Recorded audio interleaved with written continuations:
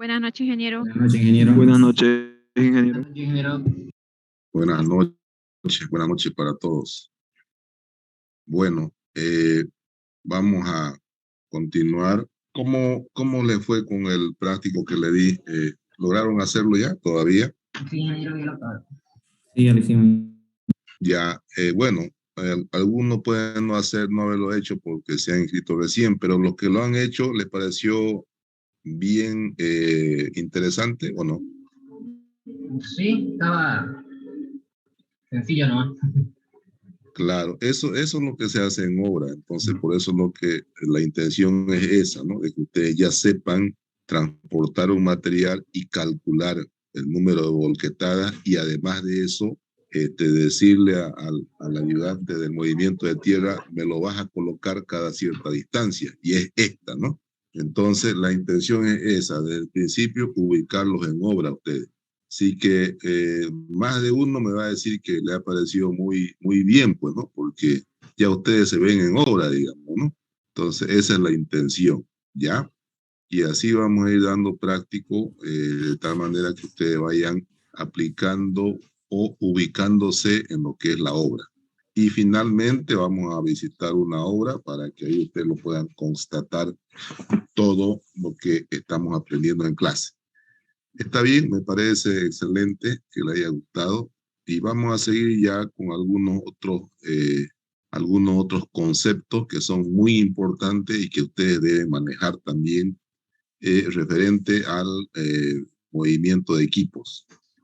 Y son estos conceptos que son determinación de las resistencias que se oponen al desplazamiento de un equipo.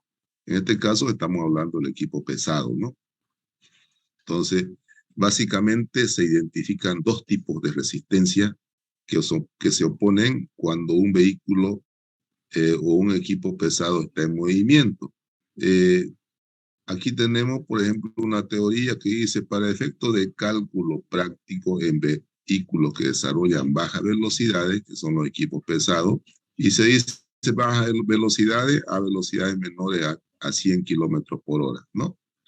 Se consideran solamente dos fuerzas, las cuales son resistencia al rodamiento y resistencia a la pendiente. Es decir, tenemos identificadas dos tipos de fuerzas de resistencia a ese movimiento, que es la resistencia al rodamiento y la resistencia a la pendiente. Vamos con el primer concepto, resistencia al rodamiento. Según ensayos experimentales, se ha llegado a la conclusión de que la fuerza horizontal mínima suficiente para iniciar el movimiento de un equipo provisto de neumáticos puede estimarse en un 2% del total del peso bruto del vehículo. ¿Qué quiere decir esto? Al arrancar, ¿no? Al arrancar un vehículo, tiene que vencer ciertas fuerzas de resistencia y una de esas fuerzas de resistencia es la resistencia al rodamiento. Y aquí nos está diciendo que por eventos experimentales se ha llegado a determinar que esa resistencia al rodamiento es igual o aproximadamente igual al 2% del peso total del peso bruto del vehículo, peso total del peso bruto del vehículo. ¿Qué es el peso bruto del vehículo? Si un vehículo está vacío, es su peso vacío. Si un vehículo está con carga, es la sumatoria del peso propio del vehículo más el peso de la carga, ¿ya? Entonces, a eso se llama peso bruto del vehículo.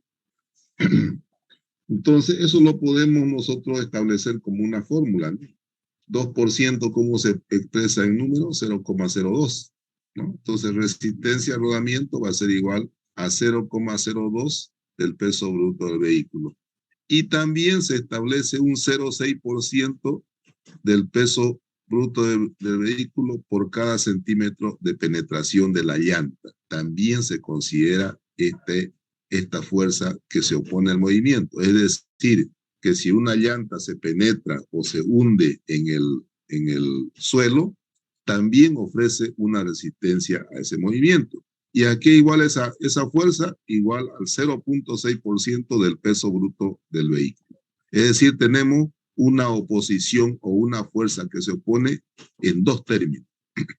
El primero el 2% del peso bruto del vehículo. Esta es resistencia por rodamiento. Y esta es resistencia por hundimiento, que es el 0,6%, que se lo puede expresar en número 0,006 del peso bruto del vehículo por cada centímetro de hundimiento. Esta H es por cada centímetro de hundimiento. Entonces aquí tenemos identificado, fíjense, peso sub BB, peso bruto del vehículo, incluido la carga de operación. H viene a ser el hundimiento de la llanta en centímetros y se denomina factor de resistencia a rodamiento, la relación entre la resistencia a rodamiento y el peso bruto del vehículo. Esta es otra cosa. Complementando o finalizando, la primera fuerza que se opone al movimiento es esta, resistencia a rodamiento, que es igual a 2% del peso bruto del vehículo más el 0,6% del peso bruto del vehículo por cada centímetro de hundimiento, por H, cada centímetro de hundimiento. No sé si se ha entendido, ¿hay alguna pregunta?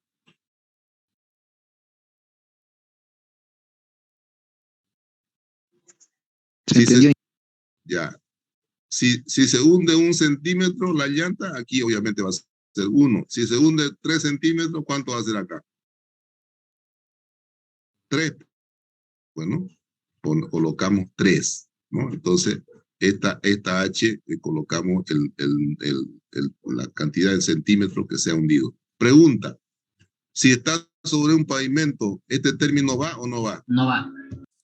Ya, no. Eso tienen que tener muy en cuenta cuando yo les dé ejercicio. El equipo va sobre pavimento. Allá la resistencia al rodamiento. Hay algunos que le ponen todo esto.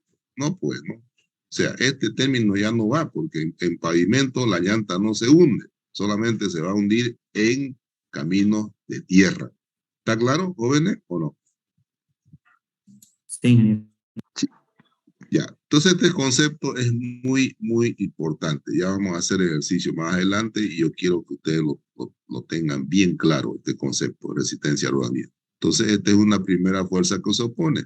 Después tenemos también como la parte teórica, hallar el factor de resistencia a rodamiento. Esta es la fuerza de resistencia a rodamiento. También nosotros podemos hallar un factor de resistencia a rodamiento, que lo vamos a ocupar después en una ecuación general. Se llama K sub RR, ese factor de resistencia al rodamiento. ¿A qué es igual K sub RR? Igual a la resistencia al rodamiento dividido entre peso bruto del vehículo. Vuelvo a reiterar, podemos hallar también un factor de resistencia al rodamiento que es igual a la resistencia al rodamiento dividido entre peso bruto del vehículo. Entonces, si dividimos esto, que es resistencia al rodamiento, dividido entre peso bruto del vehículo, ¿qué nos queda? Este se elimina con peso bruto del vehículo, me queda 0,02 más 0,006 de H, porque se elimina el peso bruto del vehículo. Entonces, el factor de resistencia al rodamiento es igual a 0,02 más 0,06 por H, el cual puede ser expresado en kilogramos por tonelada o en porcentaje del peso bruto del vehículo, ¿no? Entonces, cualquiera de estas unidades puede ser expresada este coeficiente o factor de resistencia al rodamiento. Generalmente lo consolidamos como kilogramos por tonelada, ¿no? Bueno, hasta ahí está claro el concepto de factor de resistencia y la resistencia al rodamiento. Vámonos ahora a otro concepto. El hundimiento del neumático, ¿no? Para saber este H, el hundimiento del neumático depende de la capacidad de carga del suelo, es decir, depende de la capacidad portante. Si tiene un CBR bueno, el hundimiento va a ser mayor o menor si tiene un CBR menor. En otras palabras, si tiene un CBR mayor, ¿el hundimiento va a ser menor o mayor? Menor, porque el suelo tiene mayor capacidad portante. Claro, ¿no? Entonces tiene una buena capacidad portante. Entonces, si hay una buena compactación y por lo tanto una buena densidad y un buen CBR, el hundimiento va a ser menor. Por eso es que en carpeta o en pavimento esto es cero, ¿no? No hay hundimiento, ¿no? Entonces, así como de la superficie de contacto del sistema de rodado, la presión de contacto se puede determinar de la siguiente manera. ¿Cuál es la presión de contacto entre el vehículo y esa superficie por la cual está circulando? La presión de contacto va a ser igual al peso bruto del vehículo, fuerza sobre área, ¿no? Presión a qué es igual, fuerza sobre área. Bueno, en este caso, ¿cuál es la fuerza que está actuando sobre ese camino? Es la fuerza del peso del vehículo. Entonces, peso bruto del vehículo dividido entre el área total de contacto de las llantas con el suelo. Si el vehículo tiene, a ver, 2 y 2, 6, 4, si el vehículo tiene 6 llantas, ¿cuántas van a ser las áreas de contacto con el suelo? 6. 6. Si el vehículo tiene 4 llantas, las áreas de contacto van a ser 4, ¿no? Entonces se divide el peso bruto del vehículo dividido entre todas esas áreas de contacto. Y ahí me sale la presión de contacto. P sub C es la presión de contacto del suelo con el equipo. S sub C, área de contacto del sistema de rodado. Al decir sistema de rodado me está diciendo de todas las llantas, ¿no? Con el suelo, llamado C. Capacidad de soporte del suelo, ¿no? Si llamamos C a la capacidad de soporte del suelo, si P sub C menor a C, no hay hundimiento. Es decir, si la presión que ejercemos con ese vehículo es menor a la capacidad portante, obviamente no va a haber hundimiento, lo que hemos visto ahorita, en este momento. Si la presión ejercida por el vehículo es igual a la capacidad portante, no hay hundimiento también. Pero si la presión ejercida por el vehículo es mayor a la capacidad portante del suelo, se produce el hundimiento. Esto está claro, ¿no? Entonces aquí ya vamos a hacer un trabajo numérico. Vamos a considerar que tenemos una carga o un peso bruto del vehículo más la carga, 1000 kilogramos, ¿no? Y está jalando este señor de acá, este vehículo. Entonces nosotros decimos que el peso, la resistencia de rodamiento, esta resistencia de rodamiento es igual al, ¿cuánto era la resistencia de rodamiento? Aquí era igual 2% del peso bruto del vehículo, ¿no? Para este vehículo de 1000 kilogramos, ¿cuánto va a ser su resistencia de rodamiento? 20. 20, pues, ¿no? 20 kilogramos, ¿no? 20 kilogramos por cada tonelada. 2% de 1000, ¿cuánto es? 20. 20. Entonces, 20 kilogramos va a ser su resistencia para un peso bruto de 1000 kilos. En otra palabra, la resistencia de rodamiento es 20 kilogramos por tonelada. ¿Quedó claro, jóvenes? ¿O no?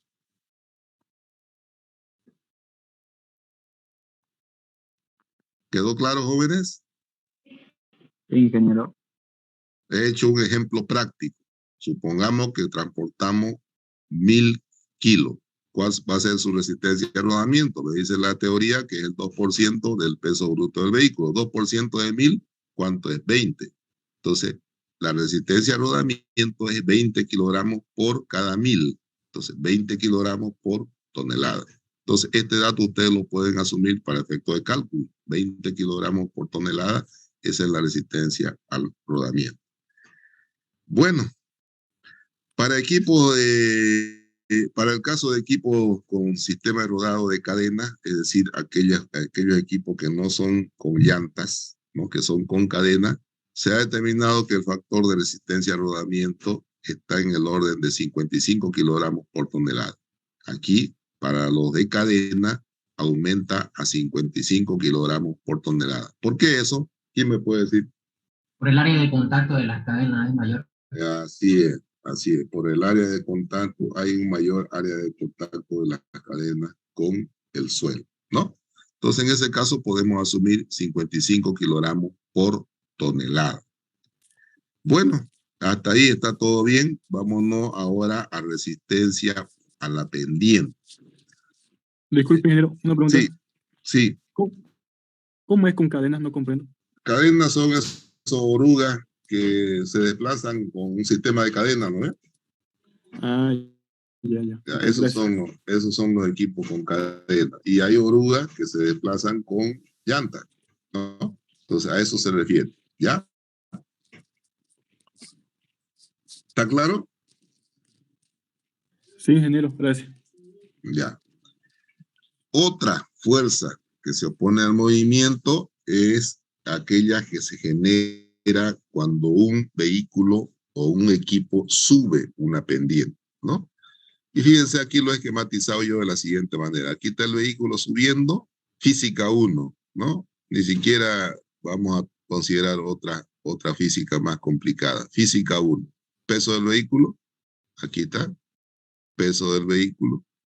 W es el peso del vehículo.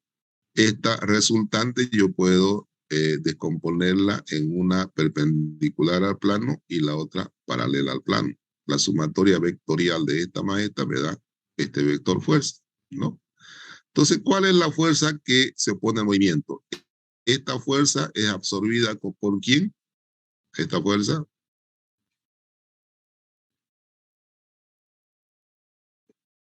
¿Por quién es absorbida esta fuerza? Esta de acá. ¿Por el suelo? Por el plano, bueno, por el suelo, por el plano donde se desplaza ese vehículo. En cambio, esta no es absorbida por nadie. Se opone al movimiento del vehículo que va hacia arriba. Fíjense que se opone. Entonces, esta fuerza o esta componente del peso constituye la resistencia a la pendiente. ¿Está claro o no está claro? Sí.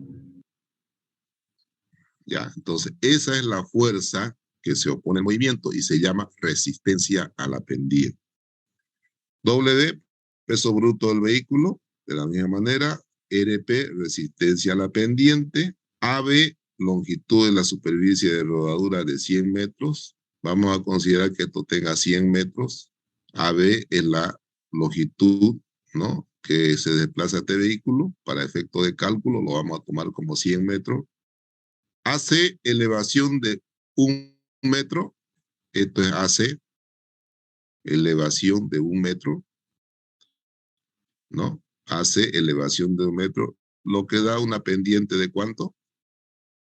¿Cuánto da una pendiente?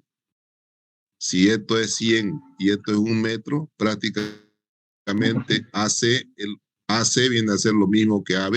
Vuelvo a reiterar, si esto tiene 100 metros y esto tiene 1 metro de altura, AB es prácticamente igual a BC, ¿no? ¿Sí o no? Sí. Ya, ¿cuánto sería la pendiente entonces? 1%. 1%. ¿Qué quiere decir 1%? Elevación de 1 metro en cada 100 metros. Eso quiere decir 1%. Entonces la pendiente es 1%. Por relación de triángulo, de esta relación de fuerza y esta relación de dimensiones, yo puedo decir que RP, la resistencia a la pendiente, es al peso. Como AC, este lado, fíjense, estoy asociando a este, estoy haciendo una analogía. Como AC es igual a AB, que sería esto de acá. AB, la analogía. No sé si está claro hasta ahí.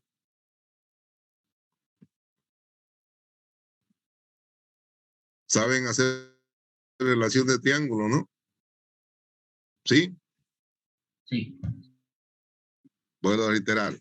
Esta fuerza, resistencia a la pendiente, en este esquema, relaciono con mi peso. Y aquí busco su equivalente. ¿Cuál es su equivalente a resistencia a la pendiente? AC. AC es a AB, ¿no? Y de aquí despejo resistencia a la pendiente. Este pasa a multiplicar y me queda W por AC sobre A sobre BC. AB hemos dicho que es igual a BC. AB es igual a BC, ¿no? Ponemos sus valores. ¿Cuánto es el peso? 2.000 libras. Le vamos a poner un peso de 2.000 libras, ¿no? Por 1 metro sobre 100 metros. ¿Cuánto es entonces la división de esto? 20 libras por tonelada. Entonces, este es el valor que ustedes tienen que utilizar por cada porcentaje dependiente.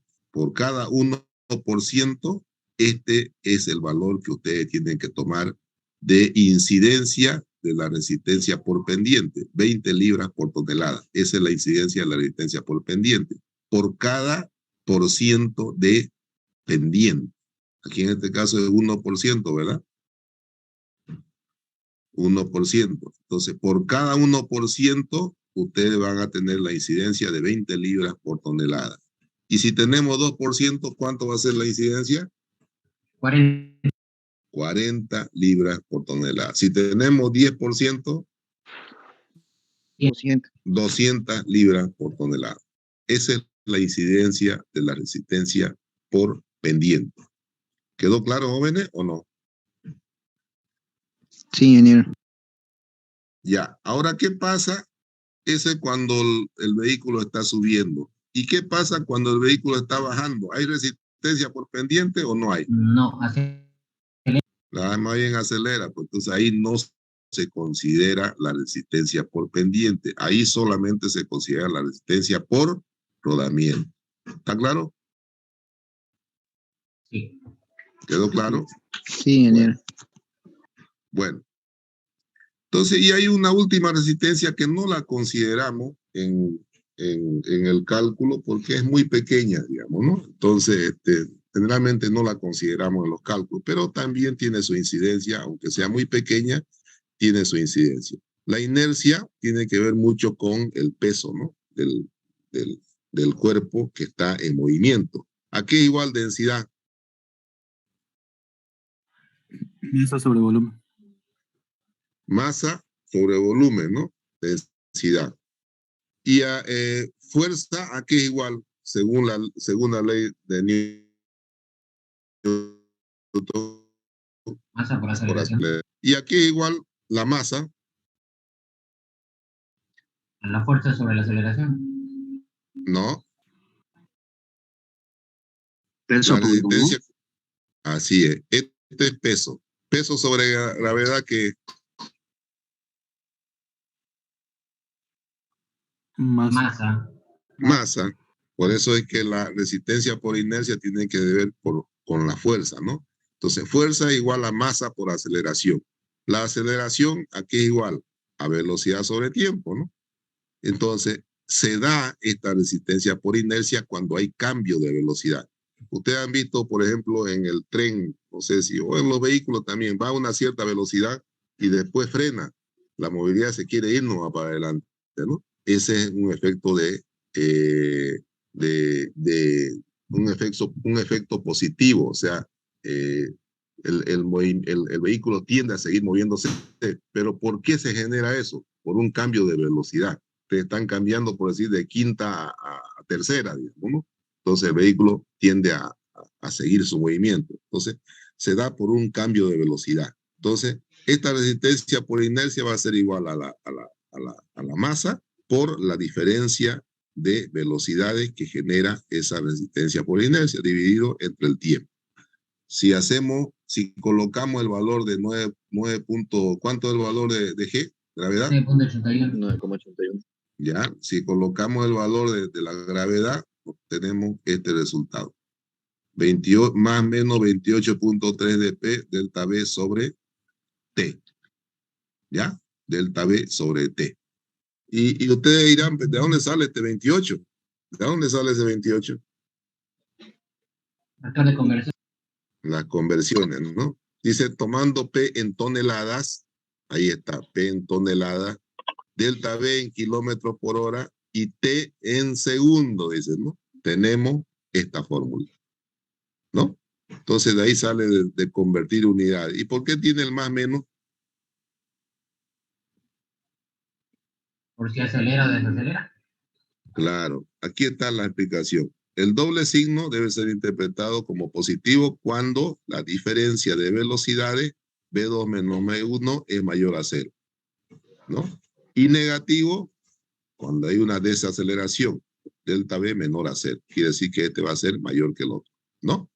Entonces, esa es la explicación del doble signo. Entonces, tenemos la expresión TEN para calcular resistencia por inercia. Eso generalmente no lo colocamos en el cálculo de ejercicio porque es muy pequeño. Entonces, pero también para que ustedes sepan que hay una resistencia por inercia, ¿no?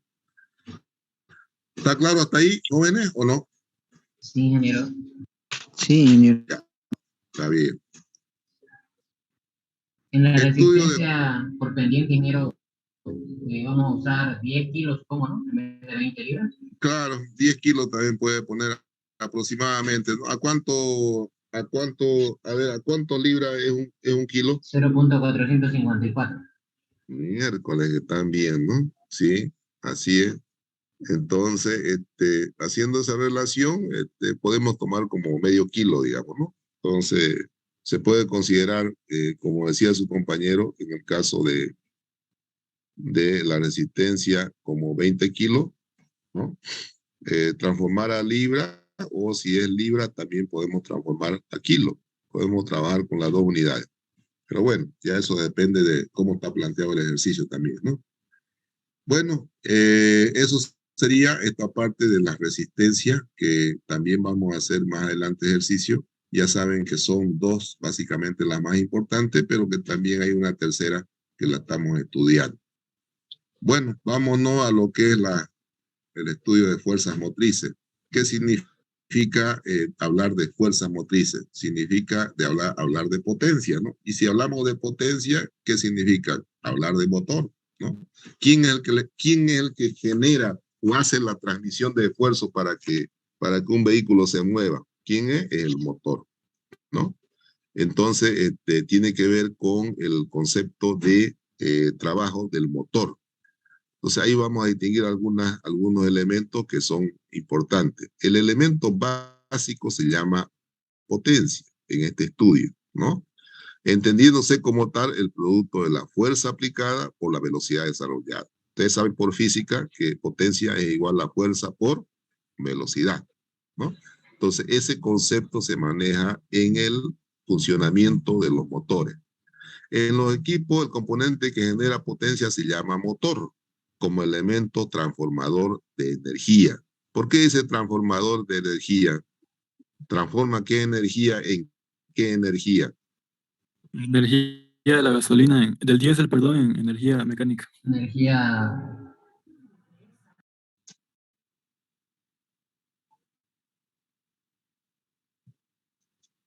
A energía mecánica. ¿Mecánica? ¿O qué? La combustión, la transforma en rotacional y luego en mecánica. Ya, están por ahí. De una energía de combustión la transforma en una energía cinética, porque la cinética es la ciencia que estudia el movimiento de los cuerpos, ¿no? Entonces, ese es el concepto más claro. De una energía de combustión la transforma en una energía cinética, ¿ya? Entonces, ¿qué es el concepto de motor? Motor es un equipo, es aquel que actúa como transformador de energía. Tal es el caso de un motor de combustión, ahí está, que transforma la energía emergente del proceso de combustión, combustible. ¿Cuál es el proceso de combustión? Cuando nosotros le echamos combustible, sumado al oxígeno, más el calor, eso genera la combustión en energía cinética. ¿Cuándo? Cuando el vehículo o el equipo empieza a desplazarse, ¿va? Al desarrollar una velocidad del equipo, o también el caso de un motor eléctrico que recibe la energía eléctrica y la transforma en energía cinética. Si el equipo es eléctrico, bueno, de una energía eléctrica se transforma en una energía cinética, ¿ya? Entonces, eso es el concepto de motor, transforma una energía en otra, ¿no? En este caso, una energía de combustión a una energía cinética, o si es eléctrico, de una energía eléctrica a una energía cinética. La potencia generalmente se mide en horsepower, sistema inglés, o caballo de vapor, sistema métrico. ¿Cuál es la relación? Si viene la potencia en una u otra de estas unidades, ustedes van a tener que convertir, y la relación es esta. Un horsepower o HP, también que lo nombramos, no es hormigón pretensado, se lo aclaro, ¿no? Porque ustedes dicen HP, ¿no? Cuando es hormigón pretensado. Entonces, horsepower es un HP, es igual a 1.014 caballos de vapor.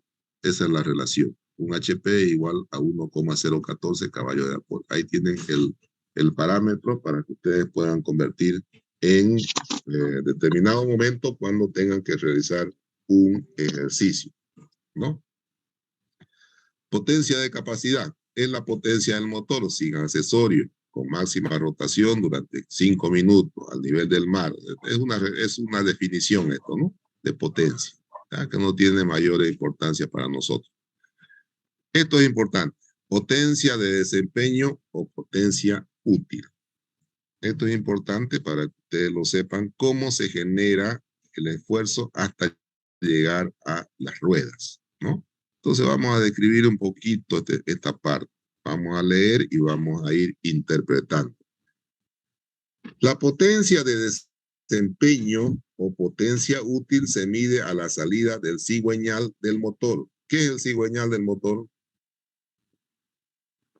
Está sujetado a las bielas. El eje de la suerte también. Ya, y es el transmisor, ¿no? De movimiento hacia un sistema y ese sistema va a la rueda, sistema de transmisión. Ese es el cigüeñal, que es un sinfín, ¿no? Es un sinfín que actúa de esa manera, de transmisor.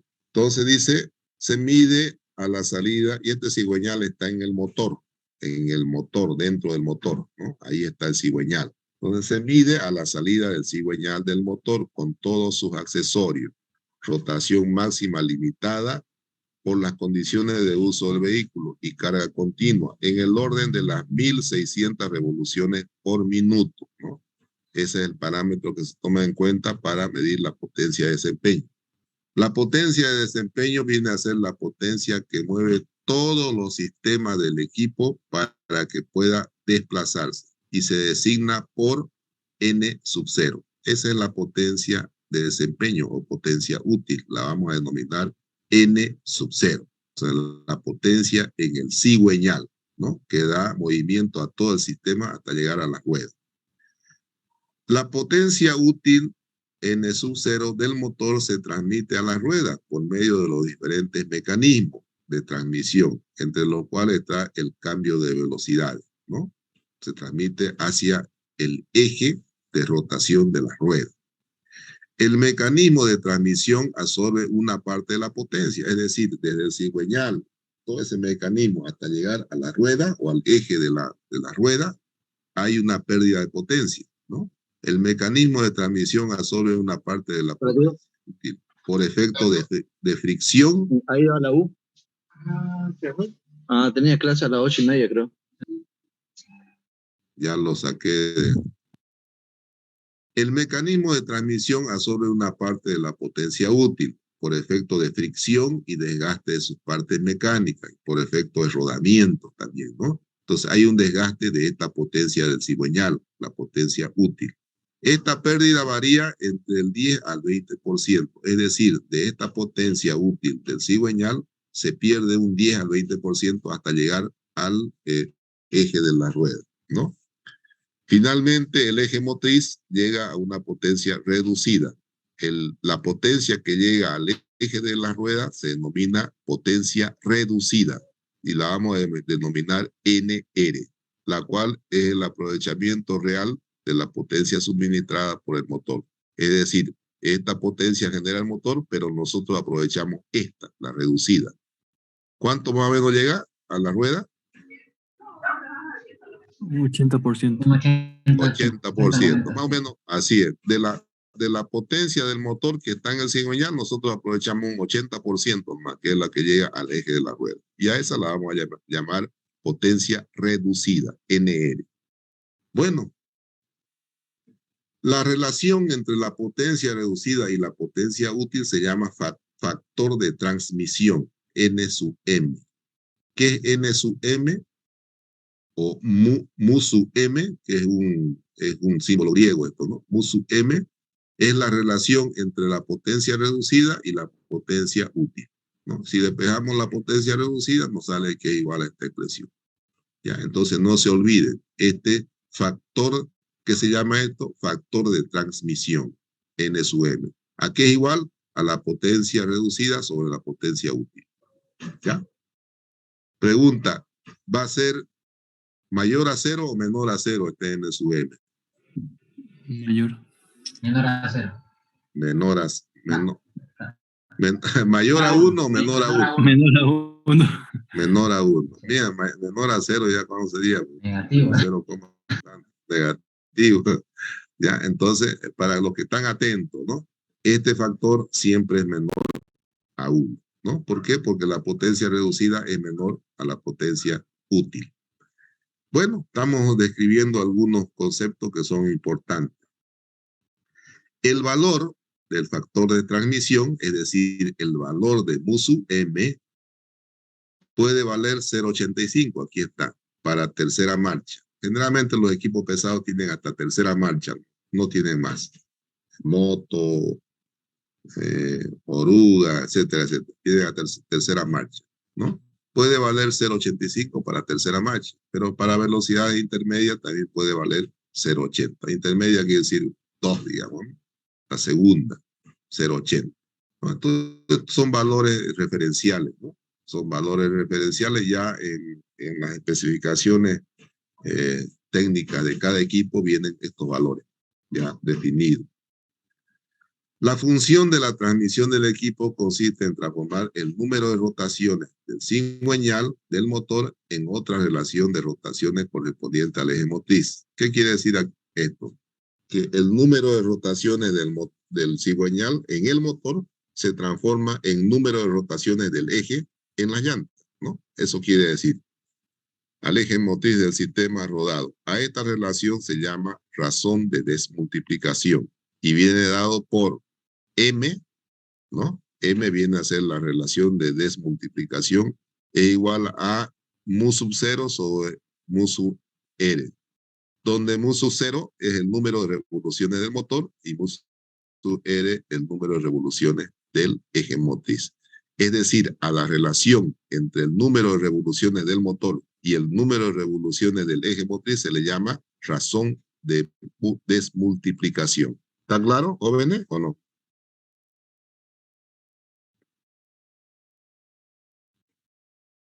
Sí, Bueno, ingeniero. está claro, ¿no? Sí.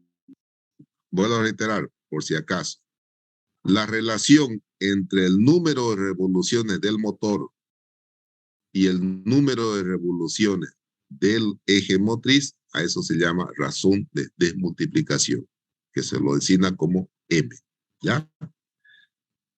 A una potencia constante, los esfuerzos de tracción aplicados al eje motriz del equipo van a depender directamente de la razón de desmultiplicación, determinada por cada velocidad de circulación, ¿no? Está haciendo referencia a él, pero matemáticamente ya saben qué es, ¿no? Determinación del esfuerzo motriz del equipo, RIMPUL. Esto es importantísimo y vamos a hacer bastante ejercicio en esto. ¿A qué se llama RIMPUL? Se llama al esfuerzo motriz del equipo. Ya van a ver qué es. El esfuerzo motriz, ¿qué quiere decir? El esfuerzo del motor, ¿no? De una rueda motriz, ¿no? El esfuerzo motriz aplicado a una rueda motriz puede representarse por un par cuyo brazo de palanca es el radio de la rueda, medido a partir del punto de contacto con el suelo. Aplicando la fórmula de potencia se tiene. Aquí está la figurita, miren. Entonces, el esfuerzo que hace el motor para que este vehículo inicie su movimiento se lo puede conceptualizar a partir de un par de fuerzas, generando un momento. Este viene a ser la fuerza del motor, ¿no? Que trata de jalar al vehículo, y esta fuerza viene a ser la fuerza, básicamente la fuerza de adherencia. Entonces se lo idealiza como un par de fuerzas, ¿no? Y al idealizar como un par de fuerzas separado una distancia d, esto genera un momento, ¿no? Entonces, a través de este momento se genera el esfuerzo del motor en este eje motriz. ¿Cuál es la distancia entre fuerzas? Radio. El radio, ¿no? Viene a ser el radio de la rueda. Entonces, en otras palabras, el esfuerzo de motor transmitido a la llanta para generar un movimiento se lo representa así, por un par de fuerzas. E sub R se llama. E sub R, que viene a ser el RIMPUL. Le denominamos RIMPUL, ¿ya? La potencia reducida es igual al E sub R. La potencia la potencia reducida es igual a fuerza por velocidad, ¿verdad? ¿Están de acuerdo conmigo? La potencia es igual a fuerza por velocidad. ¿Están de acuerdo conmigo o no? Sí. Ya. La potencia reducida, la potencia en el eje de la rueda va a ser igual a la fuerza generada en ese eje por la velocidad. ¿Cuál es la fuerza generada en ese eje? Aquí está, es un R, el rim pull. Este es el eje, ¿no? Ahí se genera este es su R. Y este es el mismo valor que tiene que ver con la adherencia en el suelo. Entonces se genera este par de fuerzas, llamado E sub R, la fuerza. Entonces, B viene a ser la velocidad a la cual nosotros vamos a calcular esa potencia. Si el vehículo está en reposo, ¿cuánto vale la velocidad? La potencia, perdón. Cero. Si el vehículo está en reposo, ¿cuánto vale la potencia? Cero. Cero.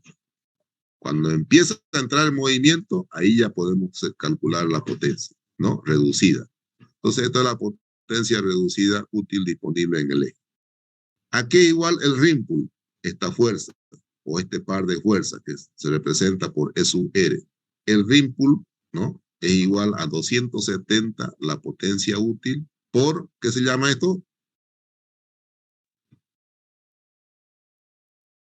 El factor de transmisión. Ya, factor de transmisión. Entonces, este rim pull, esta fuerza, es igual a 270 por potencia útil, factor de transmisión dividido entre la velocidad, ¿no?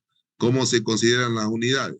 Velocidad en kilómetros por hora, E sub R en kilogramos. Esta relación ya viene dada para que E sub R salga en kilogramos. Aquí está el 270, que es el factor de conversión de todas las unidades, ¿no? Y E sub R viene en kilogramos. El valor de la fuerza que hace girar al eje motriz y produciendo por consiguiente el movimiento del equipo a una determinada velocidad, como puede apreciar, viene a ser la misma fórmula de potencia, fuerza por velocidad. ¿En qué viene la potencia? En caballo vapor, ¿no? Siempre se la va a considerar en caballo vapor. Potencia en caballo vapor. Y N sub M es un coeficiente, ¿no? Que puede valer 0,85 o 0,80. ¿Está claro, jóvenes, o no? Claro. ¿Quedó claro todo? Sí, sí, ingeniero. Ya. La próxima clase vamos a hacer ejercicio, ¿ya? Y vamos a entrar un poco al concepto de adherencia, ¿ya? Y con eso vamos a ir terminando la unidad 1 y le voy a dar varios ejercicios. ¿Se ha entendido la clase, jóvenes? Sí, ingeniero. Sí, ingeniero. Ya. La verdad que, bueno, también yo a veces no me organizo bien, ¿no? No le he hecho la clase todavía mañana, el sábado la voy a hacer la clase de maquinaria, pero este material se lo voy mandando al WhatsApp para que ustedes lo vayan teniendo y repasando, ¿ya? Excelente. Ya. Tenían que presentarme el práctico el día lunes, ¿no? ¿Sí o no? No dio fecha. Ajá, no dio fecha. Ya. A ver, ¿cuándo quieren presentar? Entonces, la otra pregunta. ¿Cuándo le es más cómodo a usted, ingeniero? Tal vez lo podamos crear un classroom y lo subimos ahí, digamos. ¿En físico o...? A ver, lo que pasa es que mucho se llena también la máquina, aunque, bueno, subirlo a la nube, digamos, sería lo más importante. Generalmente yo estoy haciendo lo siguiente, que me lo presenten en físico para que ustedes lo puedan tener, porque ustedes tienen que tener su biblioteca también, pues, ¿no? Y todos estos ejercicios que yo les doy son de obra. Así que ustedes tienen que armarse un anillado para que en determinado momento, si lo mandan a obra, pues, a ver un tema de carreteras, por ejemplo, ustedes tengan elementos como para poder echar mano y